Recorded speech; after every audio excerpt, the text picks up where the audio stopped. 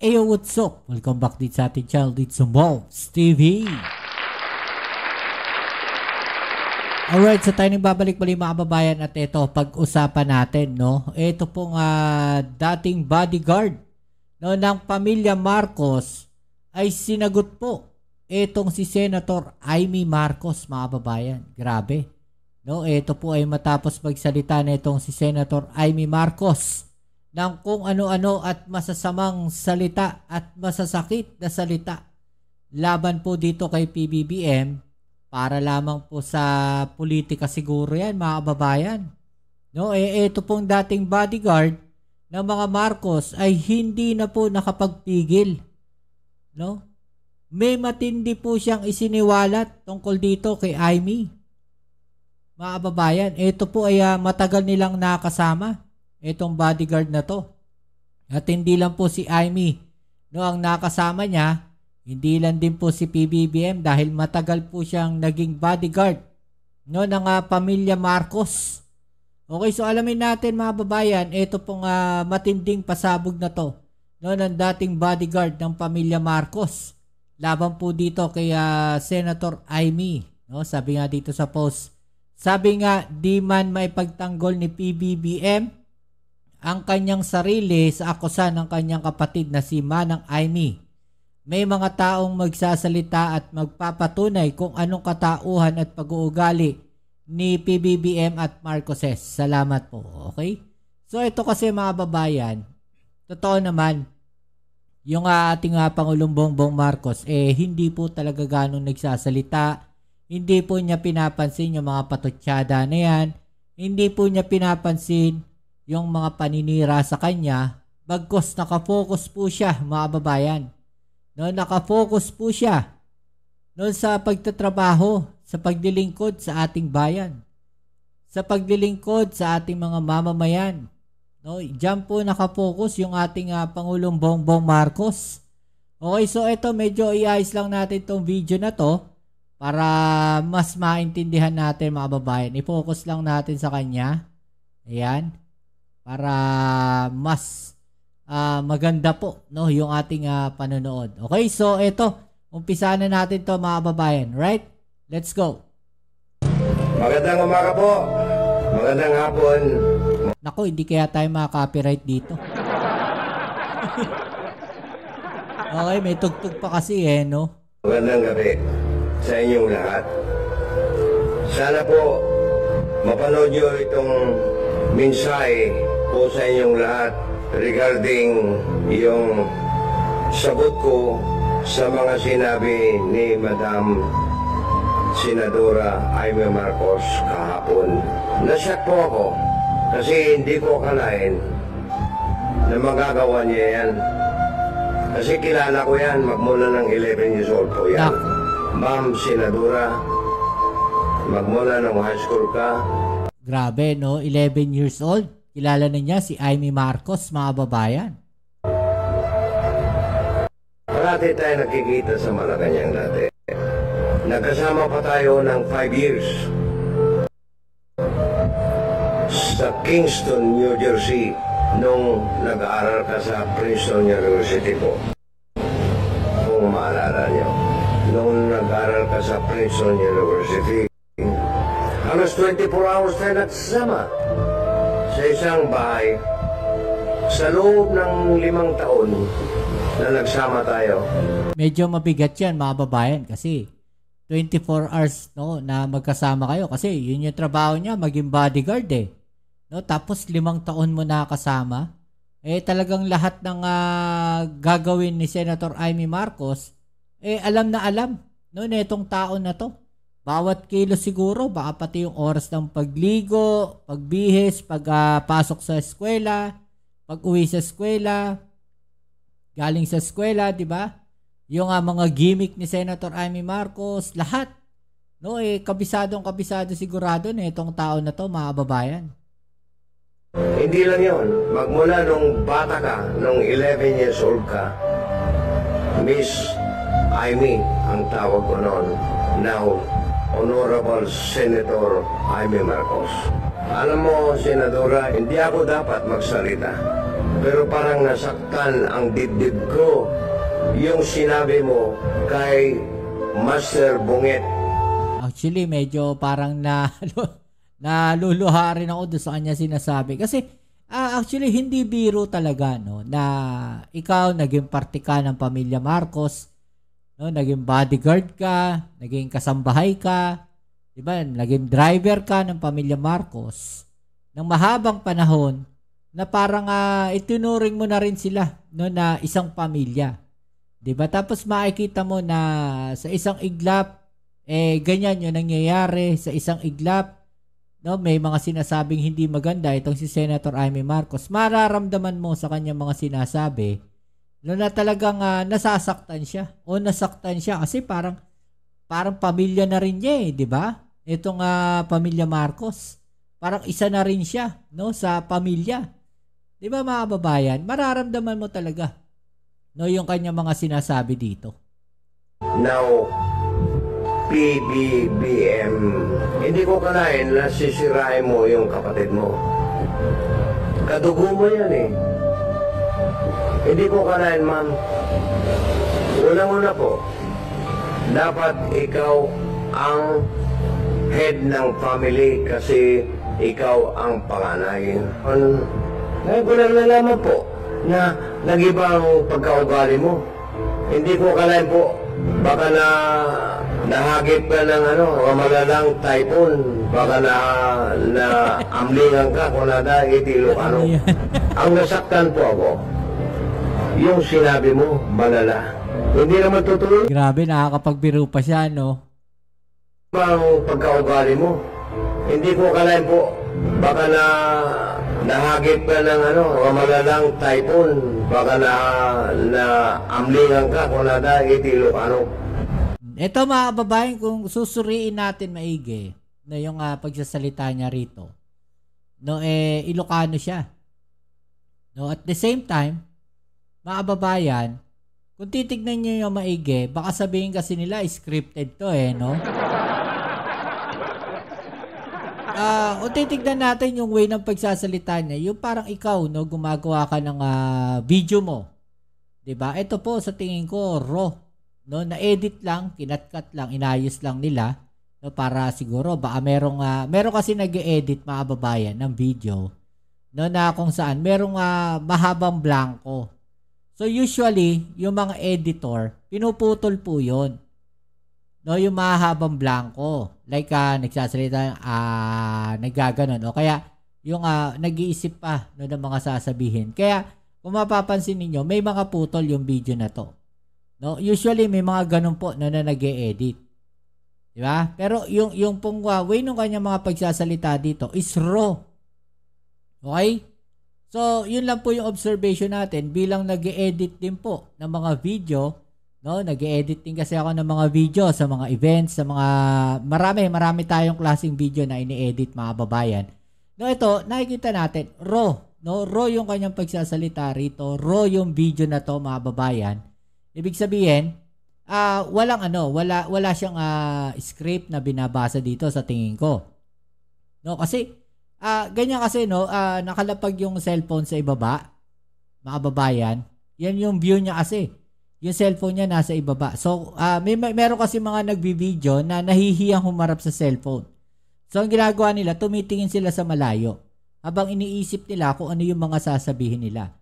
Okay, so ito ina-explain lang natin, no, sa ating mga kababayan kung bakit malayo yung tingin niya doon sa cellphone or sa kung ano man yung gamit niya na yan na pang-record ng video na to. Kasi nga, nahihiya siya humarap. In short, hindi siya sanay humarap, no, o gumawa ng video sa harap ng camera. Okay, kaya malayo yung kanyang tingin. Inunahan lang natin yung mga DDS dyan, ha? Baka sabihin kasi nila edited yung video na to. Okay, so ibalik lang natin. Okay, PBM, hindi ko kalain na sisirain mo yung kapatid mo. Kadugo mo yan eh. Hindi ko kalain, ma'am. Unang-una po, dapat ikaw ang head ng family kasi ikaw ang panganay. Ngayon ko lang nalaman po na nag-iba ang pagkaugali mo. Hindi ko akalain po, baka nahagip ka ng malalang typhoon, baka na amlingan ka kung nada itilo ano. Ang nasaktan po ako, yung sinabi mo, malala. Hindi naman totoo yan eh. Kilala ko yan si Buwit.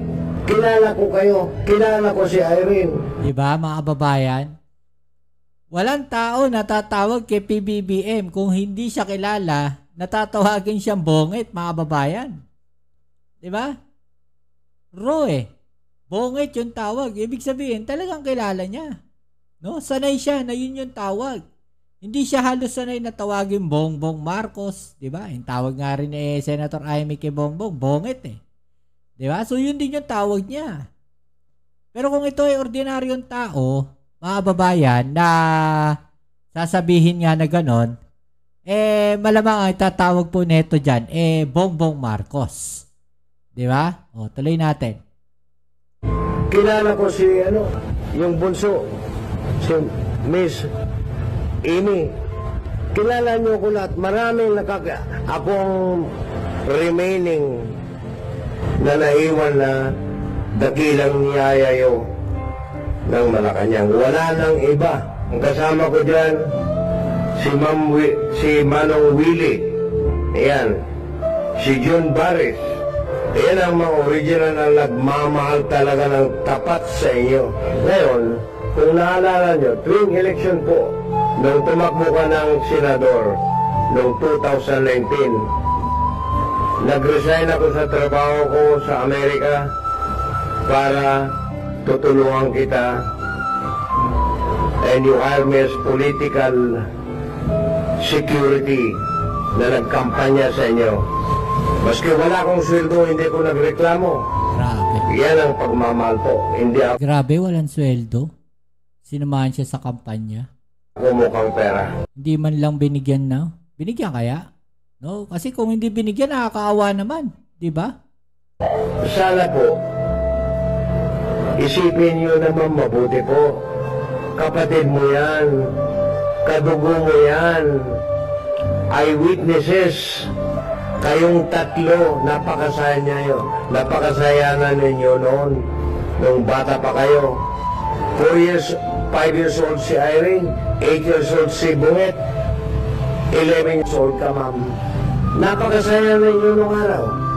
Grabe, no? Garabing throwback yan. Napakasaya. Kung saan ka pumunta, party dito, party dyan. Ha? Napakasaya. Hindi ko akalain na ganito ang nangyari. Hindi ko alam kung anong nangyari. Baka na bagyo, baka na typhoon Uwan ka, na typhoon Yolanda ka. Pero sana ma'am, huwag naman ganyan. Ganyan sana. Para itinuturing ko na kayong mga anak ko. Ayun yung sinasabi natin dito, mga kababayan. 'Di ba? Na parang hindi na siya iba. No, hindi na iba para sa kanya etong pamilya na to. Kasi nga ilang taon siya sa kanila 'di ba? Dito sa pamilya Marcos bilang bodyguard. At nakita niyang lumaki etong mga sila Senator Amy, etong magkakapatid na to. 'Di ba? Kaya parang anak na yung turing niya, no, dito sa mga tao na to. Kaya masakit din sa kanya talaga. No, yung makita niyang ganyan, yung ginagawa nitong si Senator Amy Marcos. I am 81 years old na po. 81 years old. Na naglilingkod pa rin sa pamilya ng Marcos hanggang ngayon. Huwag kayong magagalit po. Itong mensahe ko para sa inyo po. Kasi mas matanda ako sa inyo. I consider myself as your stepfather kung tutuusin. Diba? Ganun eh. Parang pamilya na. No, yung turingan neto. No, pamilya na yung turing niya dito sa pamilya Marcos at dito sa mga magkakapatid na to. Kasi nakita nga niyan lumaki. Diba? Advice ko lang, ma'am, mahalin mo yung mga kapatid mo. Sana tamaan dito si Senator Amy Marcos, no? Actually, sabi ko nga kanina pa, no? Medyo naluluha ako, no, doon sa kanya mga mensahe dito. Ako rin, Panganay ako sa pamilya, ma'am. Siyam kami magkakapatid. Pero hindi kami nagsisiraan. Kung pwede mong takpan yung kapatid mo, takpan mo. Ganyan yan. Blood is thicker than water. Yan ang sinasabi nila. Mga kababayan na nakikinig, itong kapatid nyo, yulo nyo na nagsasalita, galing po sa puso ko itong mensahe ko para sa kabutihan ng bayan natin. Isipin yung mabuti kung tama yung sinasabi ni Senadora Amy. Mag-isip kayong mabuti po. Kasi parang hindi ko masasabing nababaliw na yata. Ma'am, nababaliw ka na yata. Baka kumain ka ng shrimps kasi allergic ka ng shrimps. Alam ko yan. Kaya mga kababayan, isipin yung mabuti, analyzin yung mabuti yung mga sinabi ni Jaime na paninira sa kapatid niya. Wala pong katotohanan yan. Nasa tabi ako ni BBM yan. Alam ko kung anong gusto niyang makain. Nilulutoan pa namin ng kambing yan. Walang bisyo yan. Nag-inom lang, kumisan. 2 Samigay rice after the campaign. Kung sakali man after the rally, mag-inuman kami. Mag-inuman kami, pati bodyguard. Ganyan ang pagtuturo niya yung mga nasa tabi ni BBM yan. Hindi matapobre yan. Hindi nagagalit yan. Hindi ko pa narinig yung 3 magkapatid na nagmumura. Ngayon din si Amy. Hindi naman nagmura si Amy. Pero nagsabi na ng kasinungalingan. Yan ang masasabi ko lang po. Lastly, kung mapapanood mo itong mensahe ko, Senadora, pati yung kaibigan mo, diyan sa Subic, nag-uusap kami, napakabait mo. Kilala mo yan. Financial mo ng isa. Yung mayari ng Sigara Hotel dito sa Subic. Kilala kita mabuti. Yung mga bodyguard mo nga, sina Rolex idol nila ako kasi nandun ako sa tabi parati. Iniilan niya ako. Dito ka man, ganyan yan. Mabuti na dito ka, magpakita ka kay Bosyang. Actually, ang palayan niya sa amin ni Jaime is Bosyang. Maraming nakakalam na very close sa kanya. Tignan mo yan. Nakasama kami. Ang dami kong kasama sa prison noon, ma'am. Dilik Colonel Ruiza.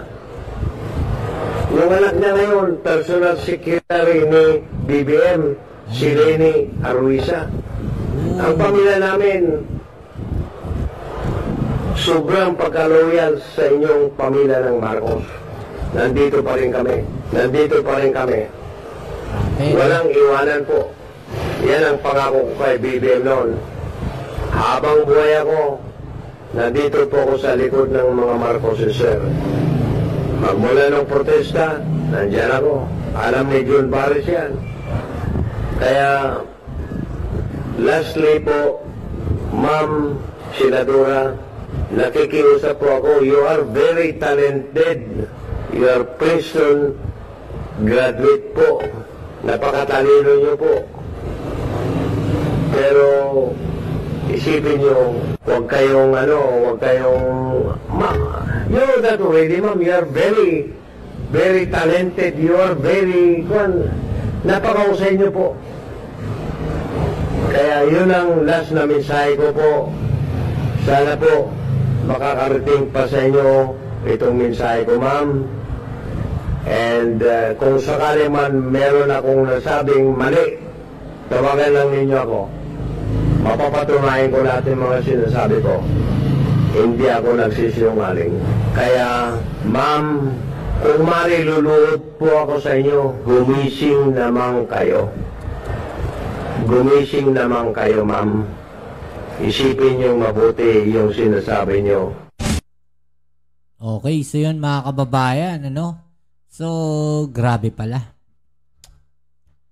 No, medyo na-shock tayo, no, dito sa pasabog na to, no, ng dating bodyguard, no, netong mga Marcos, mga babayan. At makikita natin kasi dito, no, kung gaano siya kung gaano siya kaloyal, no, dito sa mga Marcoses. At nakikita rin natin, mga babayan, na ang dami niyang alam. No? So, paano niyo sasabihin na itong tao na to something na basta lumabas lang dyan na para magsalita, no, dito kay Senator Amy? Kasi lahat alam niya, ultimo palayaw, tawag, di ba, yung mga nicknames, alam niya, di ba? So, ano masasabi po ninyo dyan, mga babayan? No? I-comment sa ibaba ang inyong mga opinion at atin yung pag-usapan, right?